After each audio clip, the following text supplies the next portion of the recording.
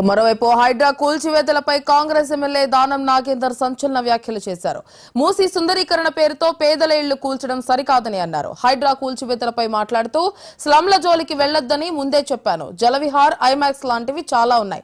పేదల ఇళ్లను కూల్చడం సరికాదు. మూసీ నిర్వాసితులకు కౌన్సిలింగ్ ఇవ్వాలి. ప్రత్యామ్నాయ ఏర్పాట్లు చేయించి ఖాళీ చేయించాల్సిందే. ఎప్పుడో డిసైడ్ చేసిన బఫర్ FTL పరిధిలో ఇప్పుడు ఎలాంటి ఇబ్బంది లేదు. ఇళ్లకు రెడ్ మార్క్ వేయడం ఖచ్చితంగా తొందరపాటు చర్యే. కూల్చిన ఇళ్లకు అక్కడే నివాసాలు కల్పించడం మంచిది. ఈ అంశాన్ని సీఎం దృష్టికి తీసుకెళ్తాను అని దానం నాగేందర్ అన్నారు.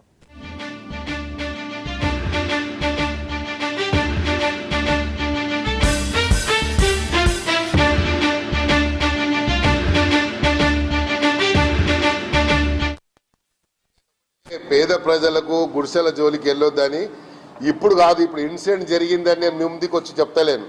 అదే రోజు చెప్తే దాని మీద ఏం చెప్పారు, నేనేదో అక్కడ కబ్జా చేసుకున్నా అని చెప్పారు. అదే రోజు చెప్పాను, ఇప్పుడు కూడా చేసుకోమని చెప్తున్నా. అప్పుడు ఆ గుడిసెలు గులగొడుతున్నారు అంటే నేను పోయి అప్పుడు రంగనాథ్ గారు చెప్పాను, గుడిసెల జోలికి ఎందుకు వస్తున్నావా బాబు, ఎప్పటి నుంచో ఉన్నాయని చెప్పాను.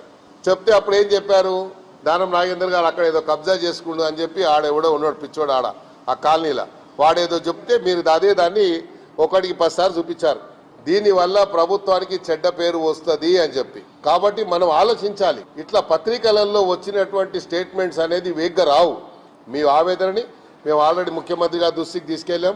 మేము ప్రయత్నం చేస్తాం. ఎక్కడైతే ఇండ్లు గులగొట్టారో ఆ గుడిసెలు ఏవైతే ఉన్నాయో అక్కడ 20 సంవత్సరాల నుంచి ఎలాంటి నీరు నిల్వ లేదు కాబట్టి అవన్నీ కూడా అక్కడ మళ్ళీ పునర్వాసం అక్కడే కల్పించడానికి నా వంతు ప్రయత్నంగా నేను నా మానవ ప్రయత్నం తప్పకుండా శక్తి వంచన లేకుండా కృషి చేస్తాను.